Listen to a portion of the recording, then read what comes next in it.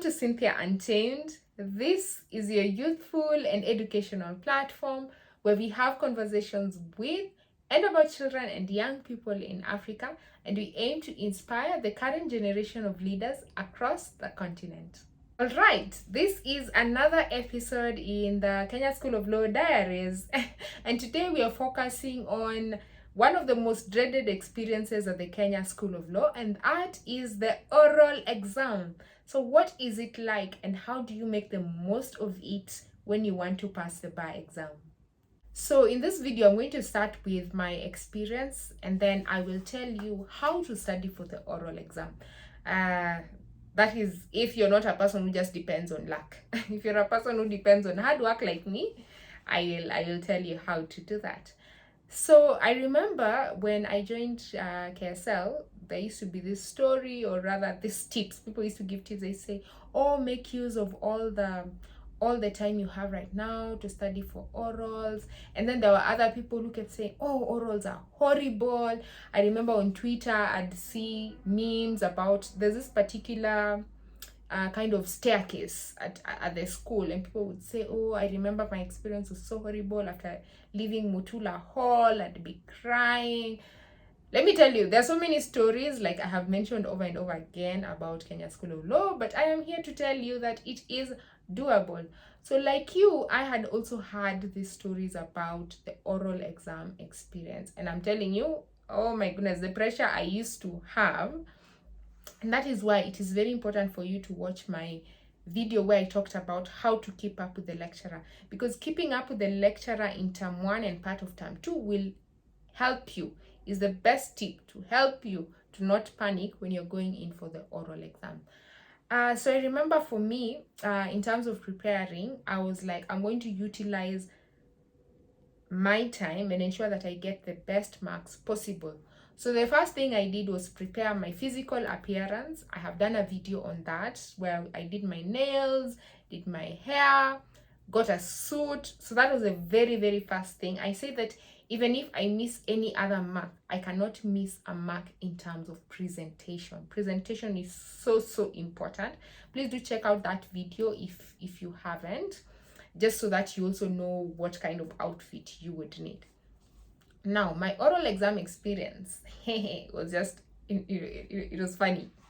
So here's the thing. I was in the second week of the oral exams on a Tuesday. So that was the second day of the second week. And I was the first person. I remember when I saw my name as the first person on that list, I was asking myself, why? Why am I the first person on the list? You know why that was stressing me? Because guys had given us tips and said, make sure you know the lecturer. Do you know if you're the first person, there's really no way you're going to know which lecturer you're going to find in that room? Because I remember for me, I got to school very early in the morning. I was going to be before the panel at 9. So I was in school, I think, by 7:45. It was so cold. It was so cold, I remember. I got to school, I couldn't even read. My head was just in another world. I was panicking. I was so tensed. I kept praying after every 2 minutes. I kept imagining all these horrible scenarios in that kind of 10-minute period. Oh my gosh, it was, oh my goodness, I was so nervous. Let me not lie that I was so confident and I was ready. I'm just going to walk in. No, that was not the case for me. And I remember like at 9:01, 9:02, not, it wasn't more than 10 minutes past 9, I saw 2 lecturers walking into to the hall I was supposed to be in. I had never seen them, never heard of them, no idea who they were. And then I was asking people, what are the names of those lecturers? They were like, we also don't know. And Cynthia, you're the first person. You have no idea who these people are. So I just said, I surrender my fate to the heavens. So I was called, my admission number was called out. Then I signed a form to ensure that I've registered for orals. And then I walked in. But I remember I was so afraid. But you know, when I got to that room, I was like, Cynthia, you have addressed presidents. You have addressed presidents of the world. of this country, of of prime ministers in Europe, surely you will not be able to address a panel of two lecturers. Let me tell you, you have to really encourage yourself. In Kiswahili we say kujichocha. At that moment I had to kujichocha. It was like, you have addressed the president of the country. There is no way you're not going to be able to address a panel.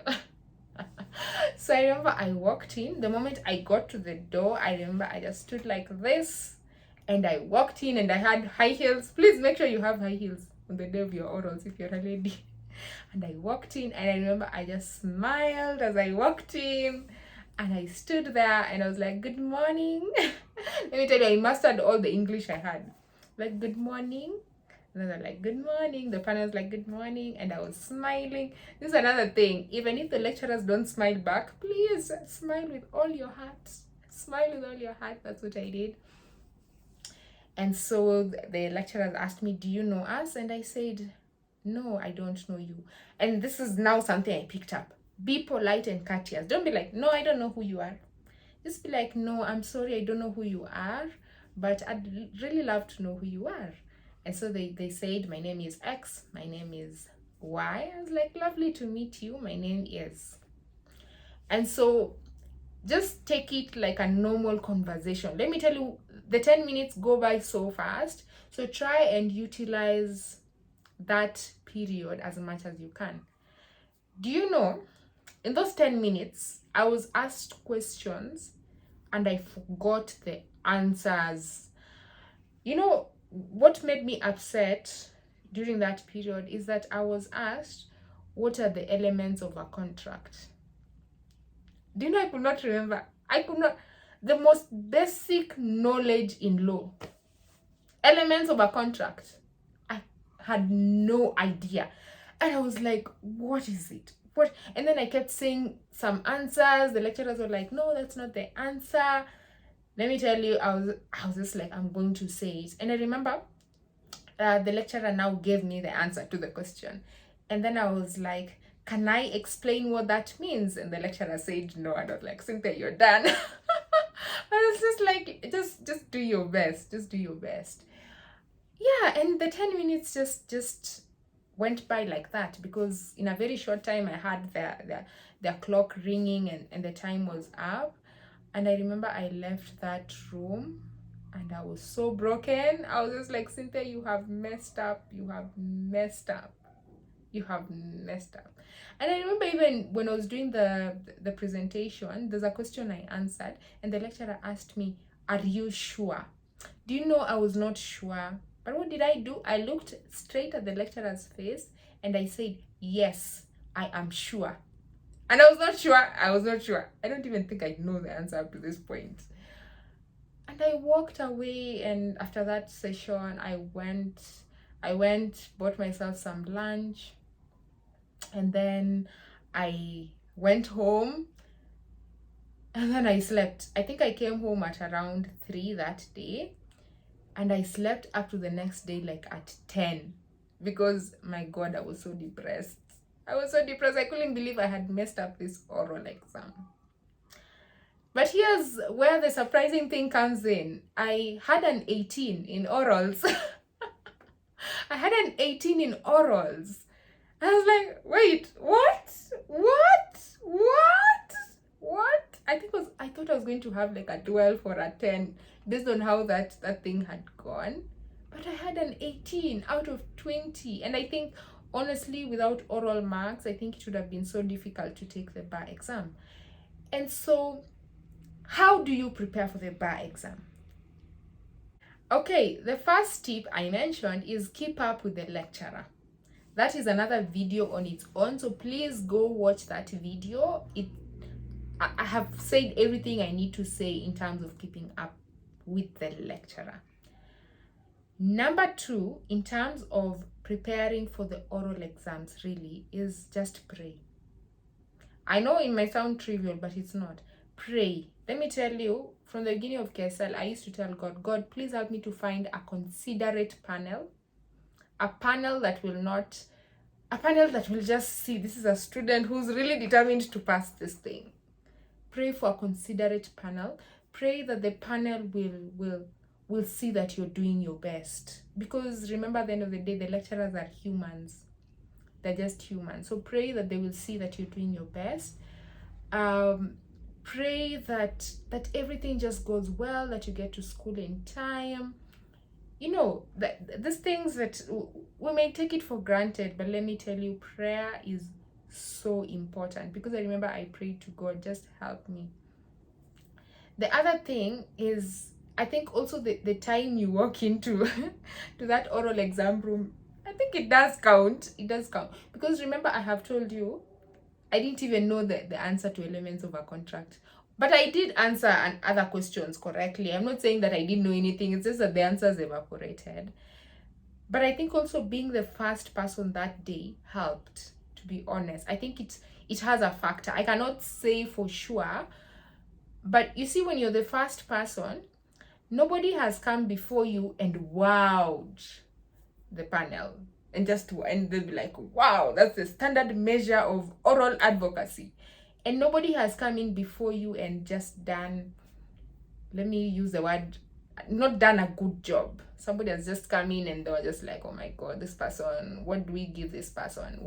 How do we score this person? How do we help this person? Nobody has come before you. So when you're the first person, it means you're setting the pace. And I think that is an advantage. So if you're the first person, the second person, just make the most of it. Be kind, be considerate.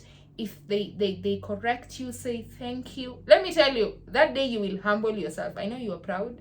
You're going to be this great advocate. But on that day, my friend, you're looking for marks. Just humble yourself, be polite, be nice. Those are really characters that will help you to score the marks, because that's what you're looking for in the end. I would also say that if you are a person who's not had the opportunity to speak in public before, I had that opportunity countless times. So for me, in terms of presentation in front of people, it was not an issue. But if you're someone who's not been presenting in front of people, not talked before people before, you really need to work on it. And it's at this point that I will direct you to a YouTube channel by this guy called Pareno Solonka. Pareno is an advocate of the High Court of Kenya, and he and his cohort, that's the class of 2020, the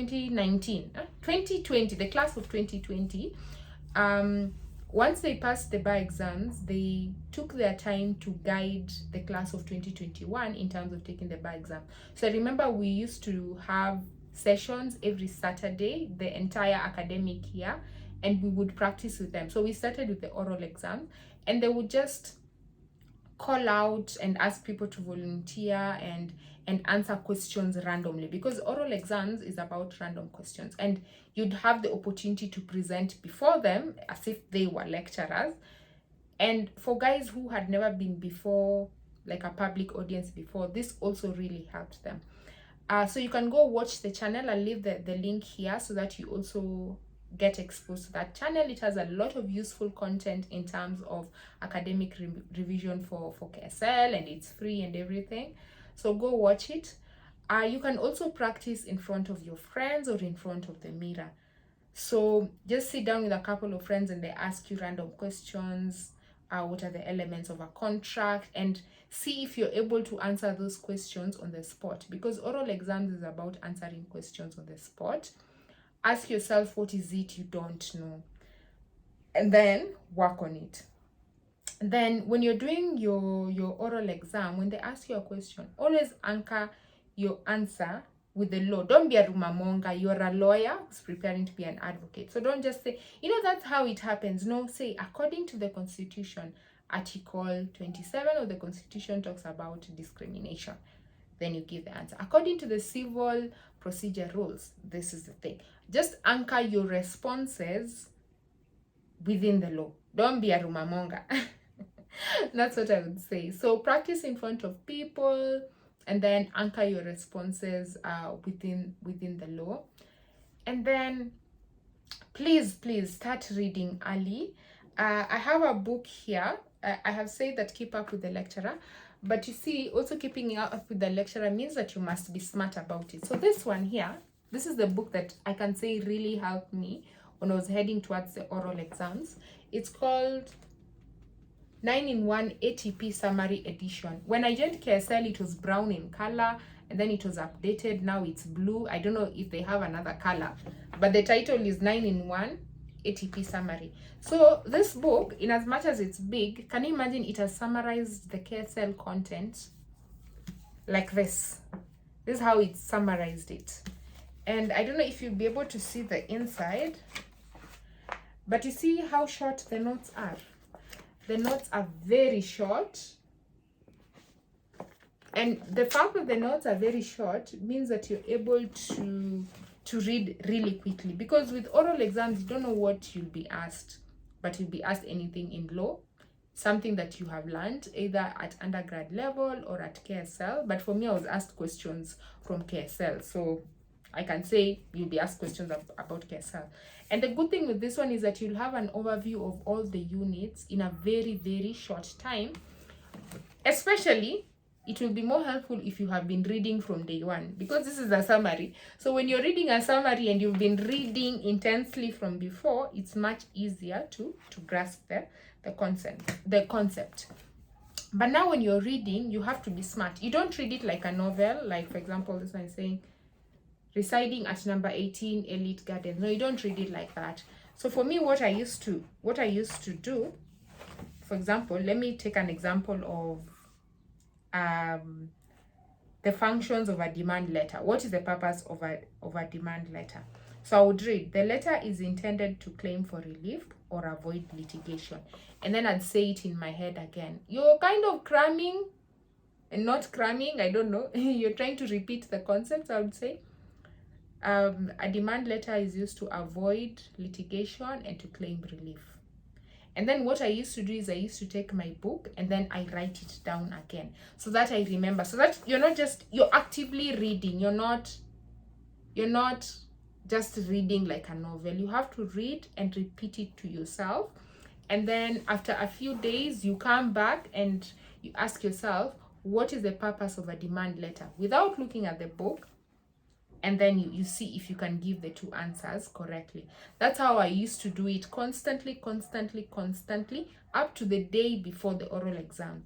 Because on the day of the oral exams, like I have mentioned, I couldn't read. So I just went and I was panicking, but I was able to do the oral exam. And really, that is how you pass the oral exam. Please. I know you're scared, but it's very doable. Just target 15 and above. If you score 15 and above in the oral exam, that is a very good mark. 15, 16, 17, 18, 19 is really good. However, once you've done the oral exams, just forget about it. Forget about it. And even when the oral exams results are out, forget about it again. Forget about it, because I know people who had 10, 11 in the oral exams and they still passed the bar exam. And sometimes people might have even 19 and still not pass the bar exam. So what I can say is passing the oral exams is one of the first steps to passing the bar exams. But it does not mean that if you don't get 19, you will not do well. As long as you get, I have said target 15 and above, but I can tell you, as long as you get 10 and above, you'll be able to pass the bar exam. No matter the outcome of the oral exam, just now focus on the next stage. And that is it for our Kenya School of Law episodes today. I hope that you have learned something and that as you prepare for the oral exams, you'll become relaxed, determined, and you'll just do it with a lot of grace. I wish you all the best, and please do tell a friend to tell a friend.